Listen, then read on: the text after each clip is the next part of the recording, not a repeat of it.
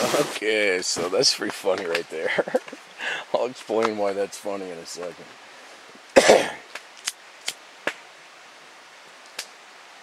So, if you haven't noticed, we just flat out, absolutely, 100%, had to throw in the towel on the bath. It's just not gonna cut it. It's just not happening today. We gave up. Let's call it 12:30. It's 12:24 right now. We started at 4 o'clock, 4:30, and we put in 8 hours worth of rotating buckets and pots and fucking dealing with dead batteries and, you know, just everything. But in my opinion, the good news is we tried. And I think our efforts were rewarded because, as I touched on a little bit, about 10 o'clock or so, dark. I told you already it was going to be an eerie, weird night. I just felt it in the air. And then, you know, kind of feeling it, fucking I hear somebody pull in the parking lot that's, you know, parking lot. It's not a fucking parking lot. It's a little camp area. But I hear somebody pull in there, and I hear 2 doors close, and I hear them, you know, out here you can hear that fucking for a mile, but I hear 2 doors close, and then I hear some hooping and hollering, and it sounded like really scary screaming. Kind of freaked me out. And so anyway, a couple 10 minutes later, I hear 3 gunshots, just boom, boom, boom, and it's close. It's closer to my camp than it was, than I know that camping area is. So I'm kind of wigged out. I grab the gun, boom, fire off a shot, and that's what you kind of do out in the woods to just let somebody know that you're down there. And sure enough, they start hooping and hollering, and I still have no idea. And I'm all, who's there? Who's there? And I see a light, and I'm like, fuck, dude, there's a guy with a gun coming for me, you know? I mean, it really was not a good feeling. And long story short, it's Wayne. It's Wayne and Richard, some tweaker-looking dude. I don't think he's a tweaker, but I think he's just a lost soul. It's Wayne, the dude who picked me up 14 miles back the other day and took me to the store. Fucking comes roaming through. His buddy's got a big old fucking bag of weed, and he fucking, you know, says, hey dude, you got another Ziploc? I give him a Ziploc. He fucking throws, you know, a handful of his shit in there for him and says, oh, here dude, whatever's in the bag. I mean, just you know, a decent amount of weed. And we're shooting the shit. I walk them back to where their car's at, and we shoot shit there for, you know, half hour, 45 minutes, drink a beer with them. Just like, you know, some of the coolest people I've ever met in my damn life. And they drove 14 miles at 10, 15 miles an hour on a fucking logging road to go in the middle of the mountains because Wayne wanted his buddy to meet me. Well, fuck. That kind of makes me feel good. I don't care if they're loser fucking homeless mountain people, but these people went so far out of their way to help me that another guy wanted to meet me, and just because of what they told them and, you know, my stories and what I was going through and what I was doing and what, you know, my shit was. And this guy drives all the way up here on his own dime, his car. Drives all the way up here in this fucking minivan, comes trampsing through the woods trying to find me, meets me 10 minutes after meeting me, gives me, and I know they're drugs, and I know it's against the law, and you can arrest me for it later if you want, but it's just part of my story, so deal with it. This dude fucking gives me that much bud. I mean, that's all bud. That's all decent. I mean, it's, you know, a little premature and it's a little cheesy and cheap, but it's all bud, man. It's stony shit. And then we're back at the van, and I'm talking about, dude, right on, man, thanks for the weed. I don't have any weed, and you're awesome. And he's all, dude, you don't have none? I mean, none? And I'm like, nah, dude, I fucking ran out and didn't calculate right and, you know, whatever. And he reaches in his van, pulls in a pocket, and fucking gives me this bag of leaf.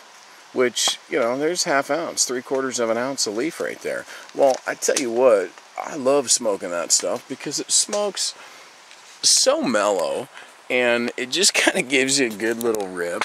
You know, it doesn't get you stone stupid, doesn't give you a headache, doesn't mess with you.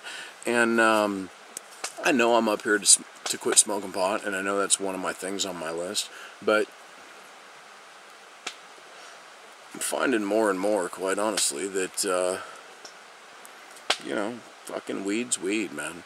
And it's no different than a person who drinks alcohol. Are you a good alcoholic or a bad alcoholic? This whole journey for me has turned into so much more. Has turned into so much more than I expected. And every day, something magical happens. And something amazing happens. And I think that there's no way I can get out of it. And I come out smelling like a rose. And that don't mean other people helping me or my sister or Rich or anything. That just means, you know, I wake up to a shitty fucking day, man. That, dude, I had to go across the creek today and hope to scavenge enough wood to build a fire, to eat. Because the fuel that I have no longer works. It doesn't work. I have no fuel left. So I have one thing of propane left for this lantern, which reminds me, thank you. Thank you for reminding me. Or thank you for having it come up in this subject, since I got the light on. Probably, yeah. The whole time I had that lantern down there just blazing for no reason. Wasn't affecting the recording at all. But, no, it's just something amazing happens, and something inside of me is, I don't know, it sounds stupid, but that movie, Legends of the Fall, Tristan, he had a bear inside of him, and the bear was restless. And in his late 20s, early 30s, the bear was quiet. And he was able to settle down and be a father and be a husband and raise some kids and, you know, settle the ranch. And I feel like my bear inside of me is not as restless as it used to be. I used to have so many questions and so many things that I wanted to be a certain way, or I wanted to be right, or I wanted to be fixed, or I wanted answers to behaviors, or I wanted explanations. I wanted my family tree to be fucking a prize-winning tree. It wasn't just one of the other beautiful trees in the forest. And it's okay to just be one of the trees in the forest. And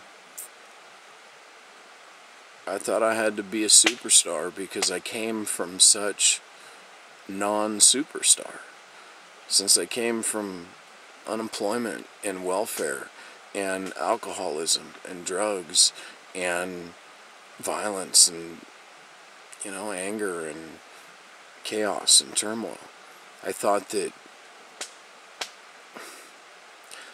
I had to make all that go away. And the only way that I could come to the conclusion of making it go away was to make lots of money and to build a home on hundreds of acres and create a place of peace for other people to come visit. And it could be a home base for every operation. And it could just be a safe place for everybody. And the more and more I worked for that goal, and it came to me easy, the money and the power and the crap, I realized it wasn't making me happy.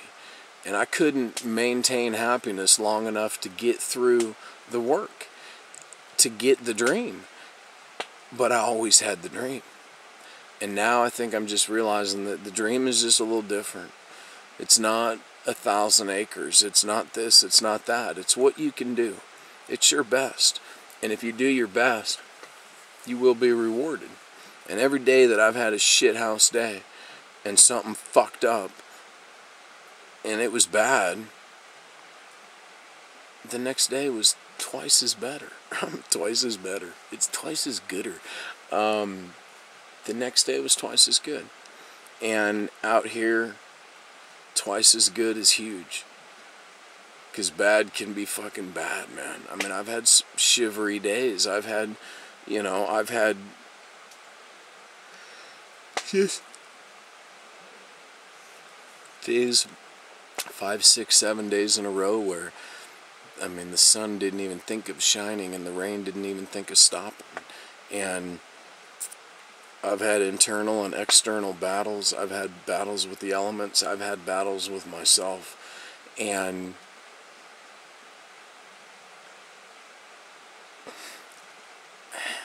I survived. I could do it. I handled it. I was able to get through it. The panic that you've seen, the rich thing, I mean, you've seen everything. So the rich thing was the worst panic that happened. And that was drama that was from the outside. And that was me freaking over food. That was me freaking over fuel and hot water and life-sustaining things. Wood. So that's a necessary or an understandable freak out. I don't justify it because it was too much. But I learned that that freak out accomplished nothing. And that was the day before yesterday. And yesterday I got food. I got basically my supplies. I got dinner with Kaylin and Ed. I got to apologize to my niece for cussing around her because she's so adult and she's so smart and she's so cool that I don't even look at her as a girl. I look at her as a dude who's just my best friend, and she's a cool chick. So, you know, I got to do that. Camera's red. We're going to lose it. So we're going to talk until it turns off, guys, and we may be gone for a while. So it's June 17th, 12:35 in the morning, and we got no power in the batteries. We have no way to charge the batteries. We have no sunshine in the future, and we're really, our back's against the wall. So we may be off for 3, 4, 5, 6, 7, 8, 9, 10 days. So we're going to talk into darkness.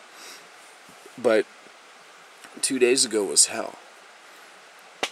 And ultimately I made it hell. But more importantly, I dug out of hell in a day and a half and came out smelling like a rose. I mean, at the very least, I have pot to trade now to somebody else. I mean, a camper comes into town or whatever and they're cool. I could trade them half of that bag of weed for an hour's worth of charge from their car. You know, I mean, we'll get her done. And I'm realizing that you don't have to panic in the first place. And you can get her done when you have to and when you want to. And when you embrace getting it done, it's like going and getting wood today. Dude, I hated it. I did not want to do it. I sat here in bed for an hour and stared out the fucking window going, it's cold, it's raining, it's pouring. It's got to be high 30s, low 40s. I'm going to walk across the 36-degree creek to go try to get wood. I got to make multiple trips. It was not looking good. But it took 45 minutes. It took 45 minutes, and when I got back, it made me do other things. It forced my hand to do other things. I had to cut up that other piece of wood so I could try to get fucking hot water. And so, two things. One, everything works out in the end. And if it's not working out, it's not the end. Two, can't judge a book by its cover. 3, you find out who your friends are. 4, God bless. 5, I love you, man. 6, that dude said there was ticks everywhere and he was shocked that I wasn't covered in them. Not excited about that. 7, God is great. Bear's good. People are crazy. 8, do the wrong thing right. 9, an apology is 3 parts. I'm sorry for. It affected you such, and this is what I'm going to do to make it up to you. 10, it's easier to respect someone you do not like than to like someone you do not respect. 11 or 12,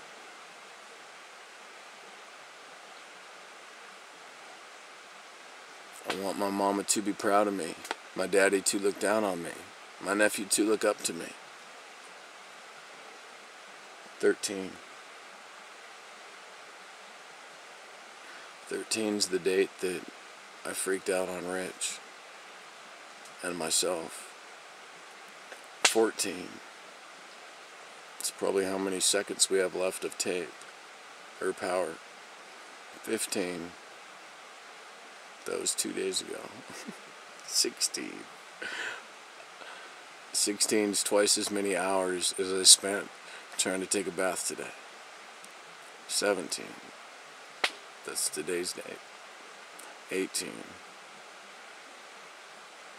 18 and life to go. 19.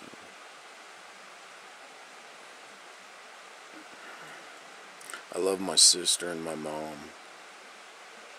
20.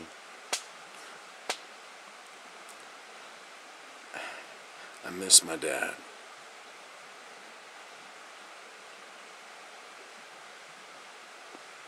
A lot.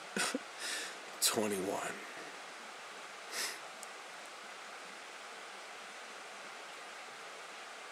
21 gun salute at his funeral. 22.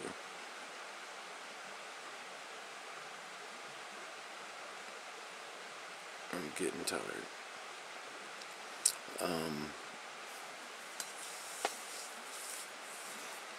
I'm gonna shut it off and maybe I'll have enough battery to say good morning. Love you, miss you, bye.